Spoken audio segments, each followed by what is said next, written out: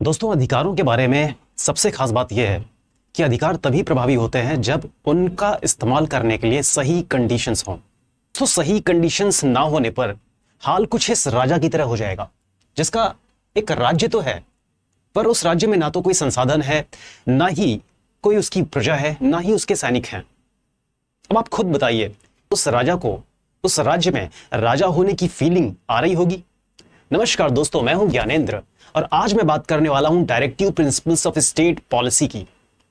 Directive principles of state policy भी हमें वो कंडीशंस देते हैं जिससे हम भारत के लोग अपने फंडामेंटल राइट्स का इस्तेमाल कर सकें। अगर directive principles of state policy ना हो तो हम लोगों का हाल जो है ना, कुछ इस राजा की तरह हो जाएगा, जिसके पास अथॉरिटी तो है, अधिकार तो है, पर अधिकारों को इस्तेमाल करने की सही कंडीशंस नहीं है। दोस्तों, आप इस स्लाइड में देख सकते हैं कि जो फंडामेंटल राइट्स होते हैं ना, उसको हम कंपेयर कर सकते हैं किसी अच्छे रेस्टोरेंट में रखे किसी मेनू से। कुछ लोग ऐसे होते हैं जो उस मेनू में लिखी हुई चीजों को खरीद कर और खा करके खुशी फील करते हैं, और कुछ लोग ऐसे होते हैं जो उसे देख करके खुशी फील करते हैं। दोस्तों, हमारे देश में मेजॉरिटी ऑफ पीपल ऐसे हैं जो फंडामेंटल राइट्स का इस्तेमाल नहीं कर पाते। इसको हम एक एग्जाम्पल से समझते हैं। दोस्तों, हम सबके पास right to education article 21A के फंडामेंटल राइट में हमें मिला हुआ है। वहीं पर डीपीएसपी आर्टिकल 38 स्टेट से कहता है कि आपको फैसिलिटी और अपॉर्चुनिटी की इक्वलिटी सुनिश्चित करनी है, यानी सुविधा और अवसर की समानता सुनिश्चित करनी है। दोस्तों, स्टेट इस डायरेक्टिव को पूरी तरह से इंप्लीमेंट करने में सफल नहीं रहा है, और इसका असर यह हुआ है कि हैव्स और हैव्स नॉट के बीच में एक गहरी खाई बन गई है। इस खाई को आप हर जगह देख सकते हैं। अगर आप मेट्रो सिटीज और छोटे शहरों को कंपेयर करेंगे तो मेट्रो सिटीज जैसे कि दिल्ली में जो बेरंडा हाउस या फिर Shri Ram college of commerce जैसे जो कॉलेजेस हैं, क्या आप उन्हें कंपेयर कर सकते हैं छोटे शहरों के किसी बाबू आत्माराम डिग्री कॉलेज टाइप के कॉलेजेस से? या फिर आप शहरों और गांव के बीच में भी उस खाई को देख सकते हैं। जैसे कि गांव में एसर की एक रिपोर्ट है 2023 की, वो कहती है कि गांव के जो टीनेजर्स हैं वो जो बेसिक टेक्स्ट हैं ग्रेड 2 के, उसे तक नहीं पढ़ सकते हैं। अगर आप अमीरों और गरीबों के बीच में इस खाई को देखना चाहेंगे तो आपको ये खाई हर जगह देखने को मिल जाएगी। दोस्तों, जो गरीब स्कूल्स में जो बच्चे पढ़ते हैं वो स्लेट या टाट पट्टी में बैठ करके पढ़ते हैं, स्लेट में लिखते हैं। उस स्कूल के जो प्रिंसिपल्स तक होते हैं दोस्तों, वो गांव की लैंग्वेज में बात करते हैं। क्या ये बच्चे उन बच्चों से कंपीट कर पाएंगे जो दून पब्लिक स्कूल्स या फिर Woodstock school of Mussoorie, American school of Bombay या धीरू भाई अंबानी इंटरनेशनल स्कूल्स में जो बच्चे पढ़ते हैं? दोस्तों, इस तरह के स्कूल्स में बच्चे एनुअल फीस 20 लाख रुपए तक देते हैं, और ऐसे स्कूल्स के जो प्यून भी होते हैं ना, वो भी इंग्लिश में बात करते हैं। तो क्या ये बच्चे इन बच्चों से कंपीट कर पाएंगे? डीपीएसपी का काम यह है दोस्तों कि वो इसी खाई को एक लेवल प्लेइंग फील्ड बनाता है। वो ये सुनिश्चित करता है कि हर कोई फंडामेंटल राइट का इस्तेमाल बराबरी से कर पाए। अब दोस्तों, आप समझ चुके हैं कि डीपीएसपी क्यों इतना इंपॉर्टेंट है। अब हम बात करते हैं कि डीपीएसपी हमारे संविधान का हिस्सा कैसे बना। तो दोस्तों, सबसे पहले हम एंशिएंट रूट्स की तरफ आगे चलते हैं। तो रामायण काल में राजा रामचंद्र के ग्रेट ग्रैंडफादर थे राजा रघु। राजा रघु के काल में कहा जाता है कि कुछ रीतियां कोडिफाइड की गई थी।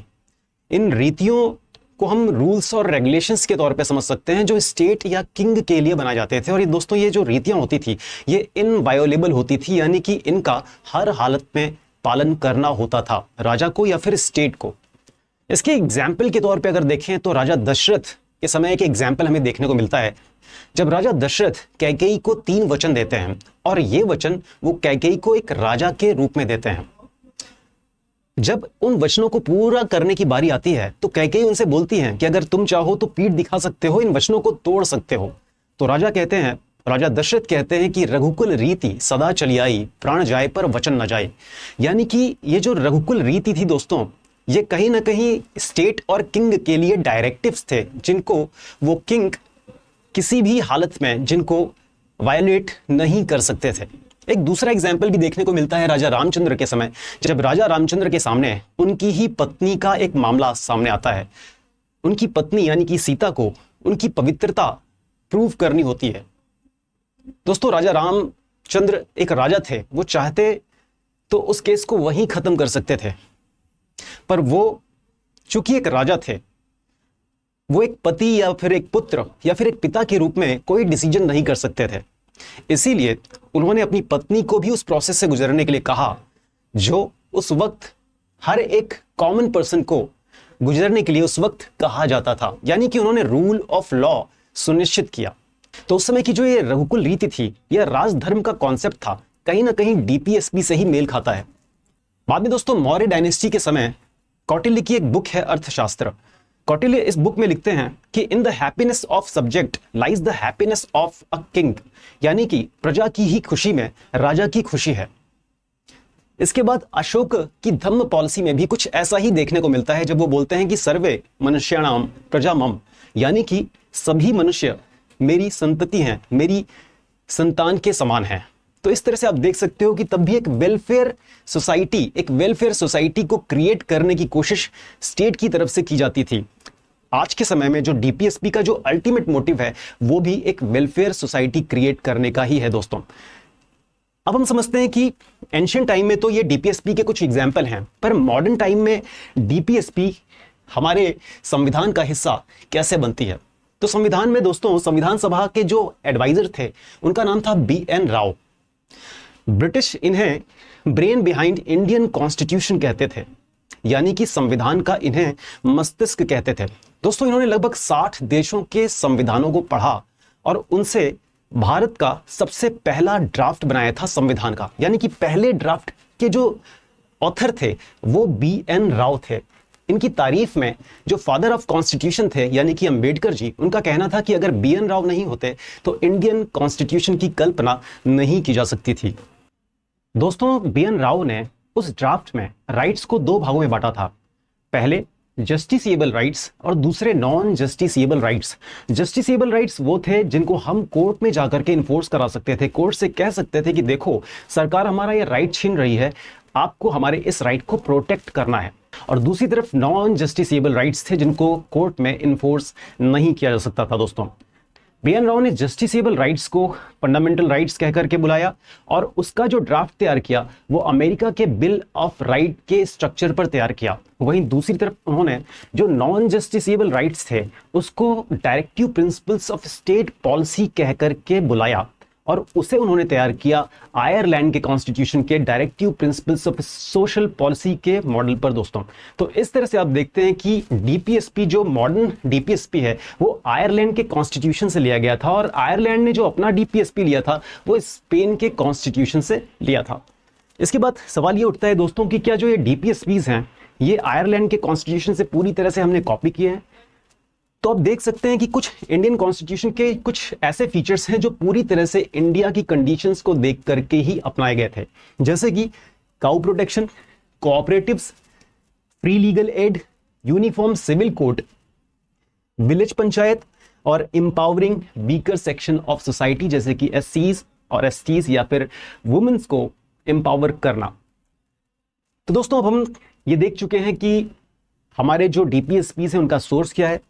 इसके बाद हम सब क्लासिफिकेशन ऑफ डीपीएसपीज को समझने की कोशिश करेंगे। तो दोस्तों, डीपी जो एसपीज हैं उनको 3 भागों में बांटा गया है, एक सोशलिस्ट डीपीएसपीज, एक गांधीयन डीपीएसपीज और तीसरे लिबरल और इंटेलेक्चुअल डीपीएसपीज। दोस्तों, सोशलिस्ट डीपीएसपीज को समझने से पहले हमें समझना होगा कि सोशलिज्म क्या है। तो सोशलिज्म के 3 खास फीचर्स होते हैं। पहला, सोशलिज्म में स्टेट इंटरवेन करता है इक्वलिटी इंश्योर करने के लिए, यानी कि समानता इंश्योर करने के लिए। दोस्तों, दूसरा जो चीज है जो सोशलिज्म की एक खासियत है वो जो वीकर सेक्शन ऑफ सोसाइटीज होते हैं, जैसे हमारे यहाँ SCs हैं, STs हैं, अदर बैकवर्ड क्लासेस हैं या फिर वुमेन हैं, उनकी अपलिफ्टमेंट इंश्योर करता है। साथ ही साथ उनके लिए इक्विटेबल डिस्ट्रीब्यूशन इंश्योर करता है, जितने भी मटेरियल रिसोर्सेज हैं या वेल्थ है उसका इक्विटेबल डिस्ट्रीब्यूशन इंश्योर करता है। अब इसके बाद जितने भी हम डीपीएसपीज पढ़ेंगे हम ये देखेंगे कि उनमें से इन तीनों फीचर में वो किस फीचर से मैच करता है। दोस्तों, तो हम सबसे पहले आर्टिकल 38 को देखते हैं। दोस्तों, और आप देख सकते हैं कि आर्टिकल 38 जस्टिस इंश्योर करने की बात कर रहा है। वो पॉलिटिकल जस्टिस इंश्योर करने की बात कर रहा है, वो सोशल जस्टिस इंश्योर करने की बात कर रहा है, और वो इकोनॉमिकल जस्टिस इंश्योर करने की बात कर रहा है।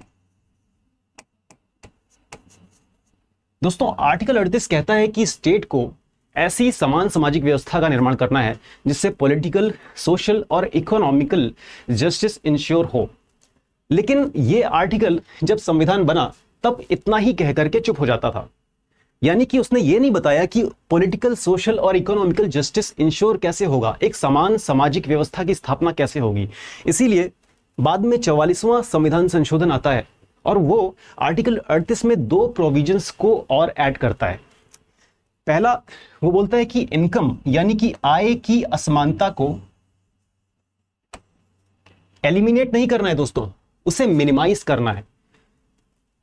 सरकार भी कहीं ना कहीं इस बात को जानती है कि जो आय की असमानता है वो पूरी तरह से खत्म नहीं की जा सकती, और इसके पीछे एक इकोनॉमिक कॉन्सेप्ट काम करता है, इसके पीछे मार्केट फोर्स काम करते हैं। दोस्तों हर स्किल जो होती है ना वो एक जैसी नहीं होती है, उसकी सप्लाई और डिमांड अलग अलग होती है। एक एग्जाम्पल के तौर पे एक जो सर्जन होता है ना, एक बहुत यूनिक स्किल है, उसकी बहुत सप्लाई नहीं है और लेकिन उसकी डिमांड बहुत है, इसीलिए जो सर्जन होते हैं उनकी इनकम ज़्यादा होती है। वही हम बात कर लेते हैं जो मैनुअल लेबर्स होते हैं, उनके पास कोई स्किल नहीं है, कोई यूनिक स्किल नहीं है, बहुत उनकी कॉमन स्किल होती है और इसकी सप्लाई भी बहुत ज़्यादा है, इसीलिए इन लोगों की इनकम बहुत ही कम होती है। तो दोस्तों इसीलिए जो अमेंडमेंट हुआ उसमें उसमें इनकम की जो इनइक्वलिटी है यानी कि जो आय की असमानता है उसको कम से कम करने के लिए कहा गया। और गवर्नमेंट ऐसा करने के लिए क्या करेगी? प्रोग्रेसिव टैक्सेशन लगाएगी, यानी कि जो गरीब वर्ग हैं उनसे कम कर लेना और जो अमीर वर्ग हैं उनसे अधिक कर लेना। इसके बाद दोस्तों इस अमेंडमेंट ने स्टेटस,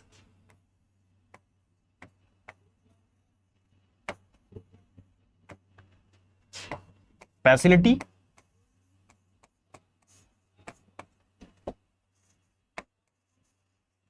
और साथ ही opportunity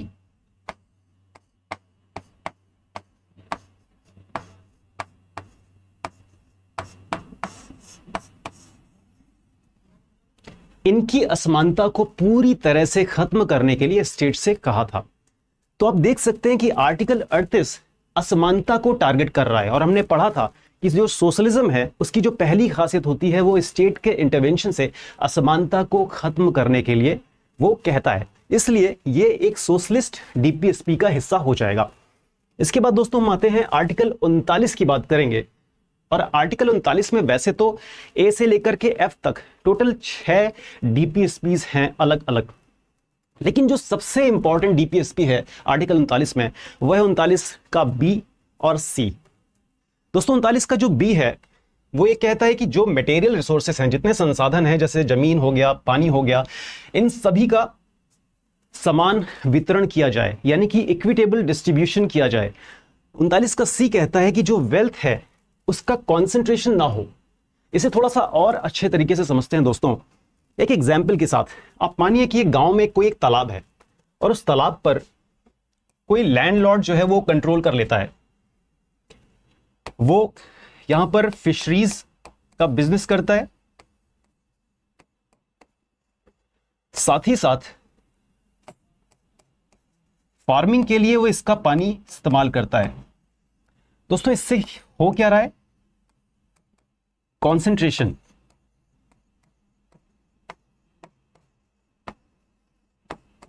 concentration of wealth and material resources.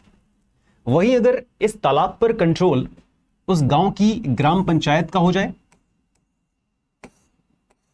तो ग्राम पंचायत ड्रिंकिंग नीड्स के लिए यानी कि लोगों के पानी पीने की सुविधा के लिए,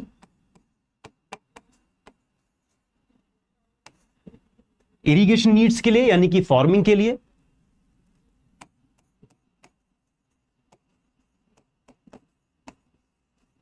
और साथ ही साथ दोस्तों वो वहां सोशल फॉरेस्ट्री कर सकती है और जो भी रेवेन्यू जनरेट होगा उसे सभी गांव वालों में डिस्ट्रीब्यूट कर सकती है। इस तरह से आपने देखा कि जो उससे वेल्थ क्रिएट होगी उसका भी इक्विटेबल डिस्ट्रीब्यूशन हो जाएगा। और ये इंश्योर करता है आर्टिकल 39B और C जो स्टेट से एक्सपेक्ट करता है दोस्तों। तो दोस्तों अब आप 39B और C को समझ चुके हैं। अब ये इतना इंपॉर्टेंट क्यों है, ये इतना खास क्यों है दोस्तों? तो 39B और C को समझने के लिए, ये इतना इंपॉर्टेंट क्यों है ये समझने के लिए सबसे पहले हमें कुछ फंडामेंटल राइट्स को समझना होगा। यानी कि आर्टिकल 14 राइट टू इक्वलिटी यानी कि समानता का अधिकार, आर्टिकल 19 और आर्टिकल 19 में भी आर्टिकल 19(1) का F जो कि राइट टू प्रोफेशन देता है यानी कि व्यवसाय की स्वतंत्रता देता है। इसके पश्चात आर्टिकल 31 यानी कि राइट टू प्रॉपर्टी यानी कि संपत्ति का अधिकार। अब दोस्तों हम देखते हैं, सबसे पहले हम पीछे जाते हैं 1967 में जब गोलकनाथ का मामला आता है। और गोलकनाथ के मामले में सुप्रीम कोर्ट सरकार से कहती है कि आपको जो मूल अधिकार हैं उनको संशोधन करने का अधिकार नहीं है। अब चूंकि ये वो टाइम चल रहा था 1967, 68 और 69 का, जब सरकार को बहुत सारे लैंड रिफॉर्म्स करने थे, जब सरकार को बैंक को नेशनलाइज करना था, बैंक का राष्ट्रीयकरण करना था, तो फिर सरकार के पास और कोई विकल्प नहीं था। सरकार 25वें संविधान संशोधन के साथ सामने आती है और 39B और C के लिए एक प्रोविजन करती है। वो कहती है कि अगर हम कोई भी ऐसा कानून बनाते हैं जो 39B और C को सुनिश्चित करते हैं, तो इस कानून को कोई भी कोर्ट में जाकर के ये कह करके चुनौती नहीं दे सकता है कि वो आर्टिकल 14, आर्टिकल 19 और आर्टिकल 31 का उल्लंघन करते हैं। केशवानंद भारती के केस में इस बात को मानती है कि अगर सरकार कोई भी ऐसा कानून बनाती है जो 39B और C को इंप्लीमेंट करते हैं, तो उनको फंडामेंटल राइट्स को लेकर के किसी भी तरह से चुनौती नहीं दी जा सकती है, यह कहते हुए कि वो फंडामेंटल राइट्स को वायोलेट करते हैं। तो इस तरह से आप समझ सकते हैं कि क्यों 39 का B और 39 का C इतने इंपॉर्टेंट आर्टिकल्स हैं। तो आपने अभी देखा कि आर्टिकल 38 और आर्टिकल जो 39 है वो समानता सुनिश्चित करता है, असमानता को टारगेट करता है, इसलिए ये सोशलिस्ट DPSP के अंतर्गत कहा जाता है। अब इसके बाद दोस्तों हम चलते हैं आर्टिकल 41, 42 और इसके बाद 43। इन तीनों को ही जब आप देखोगे तो ये तीनों ही आर्टिकल्स जो है ना, वीकर सेक्शंस के जो अपलिफ्टमेंट है उसको इंश्योर करने की कोशिश करते हैं। और हमने पढ़ा था सोशलिज्म के फीचर में कि जो सोशलिज्म का दूसरा फीचर था वो वीकर सेक्शन के अपलिफ्टमेंट को लेकर के था। तो जो आर्टिकल 41 है वो कहता है राइट टू वर्क देना होगा, राइट टू एजुकेशन देना होगा और राइट टू पब्लिक असिस्टेंस देना होगा, यानी कि लोक सहायता देनी होगी। किसको देनी होगी? तो वो देनी होगी अनएम्प्लॉयड लोगों को, ठीक है, अनएम्प्लॉयड लोगों को, जो ओल्ड एज पीपल हैं, जो सिक पीपल हैं, और साथ ही साथ जो डिफरेंटली एबल्ड यानी कि जो दिव्यांग लोग हैं। ठीक है दोस्तों, तो आपने देखा कि जो आर्टिकल 41 है वो वीकर सेक्शंस को अपलिफ्ट करने की कोशिश कर रहा है, इसलिए ये भी एक सोशलिस्ट DPSP में आ जाएगा। दोस्तों आर्टिकल जो 42 है वो वर्कर्स, खासतौर पे जो वुमेन वर्कर्स हैं उनकी अपलिफ्टमेंट की कोशिश करता है। ये सबसे पहले कहता है कि इन्हें मैटरनिटी बेनिफिट दिया जाना चाहिए। और दोस्तों इसीलिए सरकार ने 2018 में 26 हफ्तों का मैटरनिटी बेनिफिट दिया था वुमेन को, वुमेन वर्कर्स को जो वर्क प्लेस है वहां जस्ट और ह्यूमन कंडीशन मिले। सरकार इसके लिए पोश एक्ट लेके आती है 2013 में। इस पोश एक्ट का मतलब था दोस्तों prevention of sexual harassment at work place act. तो इस तरह से देखते हैं कि ये दोनों जो आर्टिकल हैं 41 और 42 ये वीकर सेक्शंस को अपलिफ्ट करने की कोशिश करते हैं। इसके अलावा जो 43वां आर्टिकल भी आप देखेंगे, जो श्रमिक वर्ग हैं उनके लिए ये कहता है कि मिनिमम वेज इनको देना होगा, एक लिविंग वेज देना होगा, साथ ही साथ इनका पार्टिसिपेशन सुनिश्चित करना होगा इंडस्ट्रियल मैनेजमेंट में। और सरकार इसके लिए 4 कोड लेकर के आती है 2020 में। तो दोस्तों आप देख सकते हैं कि आर्टिकल 41, आर्टिकल 42 और आर्टिकल 43 ये तीनों ही जो समाज के जो पिछड़े वर्ग हैं जो वंचित वर्ग हैं उनके इंटरेस्ट को अपलिफ्ट करने की कोशिश करते हैं, और इसीलिए ये भी सोशलिस्ट डीपीएसपी का हिस्सा है। इसके बाद दोस्तों हम देखेंगे एक लास्ट कैटेगरी बची हुई थी सोशलिज्म में, वो था सोशल गुड्स का इक्विटेबल डिस्ट्रीब्यूशन करना। सोशल गुड्स यानी कि health, education, school, colleges, hospitals. और जो आर्टिकल 47 है वो भी हेल्थ और न्यूट्रिशन को प्रमोट करने की बात करता है दोस्तों। इसके लिए भी सरकार जो है, जैसे कि पीएम जन औषधि योजना है, पीएम गरीब कल्याण योजना है, या फिर पीएम पोषण मिशन है, जिसके अंतर्गत मिड डे मील जैसी सरकार योजनाएं चलाती हैं। तो इस तरह से आप देखते हो कि जो ये 47वां आर्टिकल है वो जो सोशलिज्म की लास्ट कंडीशन है, यानी कि सोशल गुड्स का इक्विटेबल डिस्ट्रीब्यूशन, ये सुनिश्चित करने की कोशिश करता है। इसलिए जितने अभी आपने आर्टिकल पढ़े 38 और 39 वो असमानता को टारगेट कर रहे थे, 41, 42, 43 ये वीकर सेक्शंस को अपलिफ्ट करने की कोशिश कर रहे हैं, और लास्ट में जो आर्टिकल 47 है वो सोशल गुड्स का इक्विटेबल डिस्ट्रीब्यूशन करने की कोशिश कर रहा है। इसलिए ये जो आर्टिकल्स हैं वो सोशलिस्ट डीपीएसपी के अंतर्गत आते हैं। ठीक है दोस्तों, इसके बाद हम बात करेंगे जो गांधीयन डीपीएसपीज हैं हमारे संविधान में, और इसको समझने के लिए सबसे पहले हमें गांधीयन आइडियोलॉजी समझनी होगी दोस्तों। देखो, गांधी जी जो थे ना वो मोरल डेवलपमेंट को ज्यादा इंपॉर्टेंट समझते थे। उनका कहना था कि अगर हम समाज में मोरल डेवलपमेंट कर दें तो सोशल, इकोनॉमिकल और पॉलिटिकल डेवलपमेंट अपने आप हो जाएगा। तो गांधीयन डीपीएसपीज कौन है, इसके पहले हमें 3 चीजों को समझना पड़ेगा कि गांधी जी सोशल मोरालिटी किस तरह से लाना चाहते थे, इकोनॉमिक मोरालिटी किस तरह से लाना चाहते थे, और पॉलिटिकल मोरालिटी कैसे लाना चाहते थे।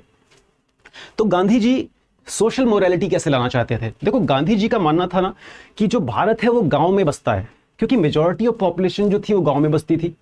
ठीक है, और गांव की जो एक प्रॉब्लम थी वो गांधी जी को बिल्कुल पसंद नहीं थी, वो थी कास्ट के बेसिस पे डिस्क्रिमिनेशन, अनटचेबिलिटी।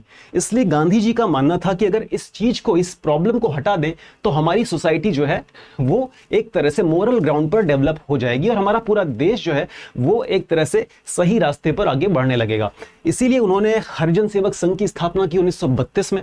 इसलिए दोस्तों, अगर आप देखोगे गांधीयन डीपीएसपीज में किसी ऐसे आर्टिकल में जहां पर सोशल और इकोनॉमिकल अपलिफ्टमेंट की बात की गई है ऐसे वर्ग की, तो आप समझ जाओगे कि वो जो डीपीएसपी है वो गांधीयन डीपीएसपी है। तो ये तो बात रही सोशल मोरालिटी की। अब हम बात करेंगे इकोनॉमिक मोरालिटी की। तो देखो दोस्तों, जो गांधी जी थे ना उनको सोशलिज्म पसंद नहीं था और ना ही उन्हें कैपिटलिज्म पसंद था। सोशलिज्म के लिए वो मानते थे कि स्टेट की ओनरशिप होती है, स्टेट का कंट्रोल होता है रिसोर्सेज पे, इसलिए स्टेट मनमानी करेगा, लोगों की लिबर्टी यानी कि स्वतंत्रता को कंट्रोल करेगा। दूसरी तरफ अगर देखो तो जो कैपिटलिज्म है उसमें ओनरशिप चली जाएगी किसी इंडिविजुअल के हाथों में, यानी कि क्या बढ़ेगी, असमानता बढ़ेगी। ठीक है, तो इनको दोनों ही मॉडल से नफरत थी। ये चाहते थे एक नया मॉडल, और वो मॉडल था कोऑपरेटिव्स का मॉडल। ठीक है, तो इस मॉडल में क्या था कि लोग जो ओनरशिप होगी ना वो एक ग्रुप के हाथों में होगी, इसलिए पावर का किसी भी तरह से मिसयूज नहीं होगा, और आपस में कम्युनिटी पार्टिसिपेशन की जो भावना है ना वो डेवलप होगी। तो वो इकोनॉमिक मोरालिटी इसी मॉडल से लाना चाहते थे। अब आती है बात पॉलिटिकल मोरालिटी की। उनको स्टेट की अथॉरिटी पसंद नहीं थी, वो एक स्टेटलेस सोसाइटी चाहते थे। वो नहीं चाहते थे कि स्टेट कंट्रोल करे कि लोगों को क्या करना चाहिए, क्या नहीं करना चाहिए। इसके लिए वो चाहते थे कि जो जनता का शासन है वो जनता के हाथों में रहे, और इसीलिए उन्होंने ग्राम स्वराज का कॉन्सेप्ट दिया था। तो आपने तीनों चीजें देखी, सोशल मोरालिटी यानी कि SC STs और जितने बैकवर्ड सेक्शन के लोग हैं उनका अपलिफ्टमेंट करना सोशल और इकोनॉमिकल बैकग्राउंड पर, इकोनॉमिकल मोरालिटी यानी कि वो चाहते थे कि एक कोऑपरेटिव मॉडल पर जो है वो एक तरह से हमारे यहाँ जो इकोनॉमिक मॉडल हो इस मॉडल पर काम करे। जो पॉलिटिकल मोरालिटी है वो चाहते थे कि गांव में शासन सत्ता सौंप दी जाए लोगों के हाथों में। तो अब आप जितने भी आर्टिकल आप देखोगे ना वो इसी से ही मैच करेंगे, आपको कुछ भी रटने की जरूरत नहीं है। आप जैसे ही वो आर्टिकल देखोगे आप समझ जाओगे कि ये तो गांधीयन डीपीएसपी है। जैसे विलेज पंचायत मैंने बात की थी पॉलिटिकल मोरालिटी की, कॉटेज इंडस्ट्री, तो कॉटेज इंडस्ट्री किस तरह से एक आप कह सकते हो इकोनॉमिक मोरालिटी कैसे इंश्योर करेगी। तो कॉटेज इंडस्ट्री में गांव जो है वो कच्चा माल देंगे, वो कच्चा माल जाएगा शहरों में प्रोसेसिंग होगी, और प्रोसेसिंग होकर के वो माल जो फिनिश्ड गुड होगा वो जाएगा गांव में, वहां खपत हो जाएगी। तो इससे क्या हुआ, गांव और शहरों में आपस में कोऑपरेशन हो रहा है ना। तो इसलिए एक तरह से ये सर्कुलर इकोनॉमी बना देगा। ठीक है ना। तो इसलिए ये भी एक कोऑपरेटिव मॉडल पर ही बेस्ड उनका एक आइडिया था। तो जहां पर भी कॉटेज इंडस्ट्री की बात होगी आपको तुरंत इकोनॉमिक मोरालिटी याद आ जानी चाहिए गांधी जी की। इसके अलावा आर्टिकल 43 के बी में कोऑपरेटिव सोसाइटी की बात हो रही है, हम इसके बारे में ऑलरेडी जो है डिस्कशन कर चुके हैं। ये जो है गांधीयन डीपीएसपी का हिस्सा होगा। आर्टिकल 46 में आप देख सकते हो SC/ST और जो वीकर सेक्शन है इनका सोशियो इकोनॉमिक डेवलपमेंट की बात की गई है। तो ये एक तरह से सोशल मोरालिटी इंश्योर करेगा। जो आर्टिकल 47 है दोस्तों वो क्या करेगा, वो शराबबंदी की बात करता है, ड्रग्स को पूरी तरह से बैन करने की बात करता है। इससे क्या होगा, सोशल मोरालिटी इंश्योर होगी। इसके अलावा ये काउ स्लॉटर को वो बैन करने के लिए कह रहे थे, यानी कि जो गांव की जो गो हत्या होती है उसको ये पूरी तरह से बैन करने के लिए कह रहे थे। और ये इसलिए कह रहे थे क्योंकि वो जानते थे कि ये जो गाय है या काउ इकोनॉमी है वो एक कोऑपरेटिव जो मॉडल है ना उसकी बैकबोन है। अगर आप आज देखोगे अमूल हो गया या फिर मदर डेयरी हो गई, नमस्ते इंडिया हो गया, ये सारे के सारे जो एक ब्रांड बने हुए हैं ना वो इसी कोऑपरेटिव मॉडल से ही आगे बढ़ करके आए हैं दोस्तों। तो इस तरह से आपने देखा कि इन जो आर्टिकल्स को आपको रटने की जरूरत बिल्कुल नहीं है, आपको गांधीयन आइडिया जो था, आइडियोलॉजी जो थी उसको समझने की जरूरत है। और फिर इसके बाद आप हर एक आर्टिकल को पढ़ करके ही समझ जाओगे कि ये गांधीयन डीपीएसपी का हिस्सा है। अब हम लास्ट में बात करेंगे इंटेलेक्चुअल और लिबरल डीपीएसपीज की। तो सबसे पहले हमें समझना होगा कि ये लिबरल क्या है और ये इंटेलेक्चुअल क्या है दोस्तों। तो जो लिबरल जो आइडिया है ना वो रूल ऑफ लॉ को प्रमोट करता है, वो ह्यूमन राइट्स और इंडिविजुअल डिग्निटी को प्रमोट करता है, वो सोशल रिफॉर्म को प्रमोट करता है। इसके अलावा जो इंटेलेक्चुअल आइडिया है वो ग्लोबल पीस को प्रमोट करता है, वो फ्यूचर जनरेशन के एम्पावरमेंट को प्रमोट करता है। तो जब आप कुछ जो आर्टिकल्स पढ़ोगे इसके आगे जो इंटेलेक्चुअल्स और लिबरल के अंतर्गत आएंगे उन्हें आप पढ़ करके ही आप बता दोगे कि ये जो आपने अभी देखा कि लिबरल के अंतर्गत rule of law, human rights, individual dignity, social reform, intellectual के अंतर्गत ग्लोबल पीस और फ्यूचर जनरेशन के एम्पावरमेंट, इन्हीं से ही वो मैच करते हुए दिख जाएंगे, यानी उन्हें भी आपको रटने की जरूरत नहीं है। तो सबसे पहले हम देखते हैं उसमें यूनिफॉर्म सिविल कोड क्या करेगा, ये सोशल रिफॉर्म की बात कर रहा है, ठीक है। जो मॉडर्न एग्रीकल्चरल प्रैक्टिस क्या है, वो दोस्तों मॉडर्निटी को प्रमोट करने की कोशिश कर रहा है। और यहां पर मैंने एक पॉइंट मिस किया कि जितने लिबरल और इंटेलेक्चुअल आइडिया है ना वो कुल मिलाकर के मॉडर्निटी को प्रमोट करते हैं, ठीक है। तो ऐसे भी जो प्रोविजंस है जो मॉडर्निटी को प्रमोट करेंगे वो भी इसी के अंतर्गत ही आ जाएंगे। तो यहां आप देख रहे हो मॉडर्न एग्रीकल्चरल प्रैक्टिस, यानी कि साइंटिफिक बेस पर जो एग्रीकल्चरल करने के लिए प्रमोट किया जा रहा है वो एक तरह से मॉडर्निटी को प्रमोट कर रहा है, ठीक है। इसके अलावा जो एनवायरनमेंट को प्रोटेक्ट करना, ये कैसे दोस्तों एक लिबरल और इंटेलेक्चुअल आइडिया है। तो आप जानते हो कि ये फ्यूचर जनरेशन को एम्पावर करने की बात कर रहा है। जब हम एनवायरनमेंट को प्रोटेक्ट करेंगे तो हम सस्टेनेबल डेवलपमेंट सुनिश्चित करेंगे, हम इंटर जनरेशनल इक्विटी सुनिश्चित करने की कोशिश करेंगे। इसलिए ये जो एनवायरनमेंट को प्रोटेक्ट करने का जो आइडिया है ये भी एक तरह से लिबरल और इंटेलेक्चुअल आइडियोलॉजी पे ही बेसिस है। इसके अलावा हेरिटेज कंजर्वेशन क्या करता है, ये भी फ्यूचर जनरेशन को एम्पावर करता है, क्योंकि फ्यूचर जनरेशन को भी उतना ही राइट है कि वो अपनी हिस्ट्री को जाने, हिस्ट्री से रिलेट करे, ठीक है दोस्तों। इसके अलावा doctrine of separation rule of law सुनिश्चित करता है। कैसे ये रूल ऑफ लॉ सुनिश्चित करेगा, डॉक्ट्रिन ऑफ सेपरेशन से जो जुडिशरी है वो इंडिपेंडेंट होगी और वो ये सुनिश्चित करेगी कि जो कंट्री में जो रूल है वो लॉ के बेसिस पर ही चले, ठीक है दोस्तों। इसके अलावा ग्लोबल गवर्नेंस को प्रमोट करना, ये क्या करेगा, जैसे कि मैंने बात की कि ग्लोबल पीस को इंश्योर करते हैं इंटेलेक्चुअल आइडियाज, यानी कि इंडिया ने आज़ादी के बाद ये सुनिश्चित किया था कि जो नया जो वर्ल्ड ऑर्डर है ना वो कोई इंटरनेशनल ऑर्गेनाइजेशन ही संभालेगा, जैसे कि यूएन। वो नहीं चाहता था कि जो पावरफुल कंट्रीज जैसे कि रशिया या यूएस वो जो वर्ल्ड पॉलिटिक्स है उसे डिक्टेट करे। इसलिए ये भी जो प्रोविजन है वो इंटेलेक्चुअल और लिबरल पॉलिसीज के अंतर्गत आ जाएगा। आप इसे जल्दी से फिर से रिवीजन करो। आर्टिकल 44 जो है वो यूनिफॉर्म सिविल कोड सुनिश्चित करता है, यानी कि सोशल रिफॉर्म सुनिश्चित करने की कोशिश करता है। वो आर्टिकल 45 क्या करता है, मॉडर्न एग्रीकल्चरल प्रैक्टिस को प्रमोट करता है, यानी कि मॉडर्निटी को प्रमोट करता है, इसलिए इस लिबरल और इंटेलेक्चुअल डीपीएसपी के अंतर्गत आता है। जो आर्टिकल 48 है वो एनवायरनमेंट प्रोटेक्ट करने की बात करता है, यानी कि फ्यूचर जनरेशन को एम्पावर करने की कोशिश करता है। जो आर्टिकल 49 है वो हेरिटेज कंजर्वेशन करने की बात करता है, यानी विरासतों का संरक्षण करने की बात करता है, इसीलिए ये भी फ्यूचर जनरेशन को एम्पावर करता है। जो आर्टिकल 50 है ये डॉक्ट्रिन ऑफ सेपरेशन यानी शक्ति के पृथक्करण की बात करता है, इसीलिए ये भी जो क्या करता है, रूल ऑफ लॉ को प्रमोट करता है।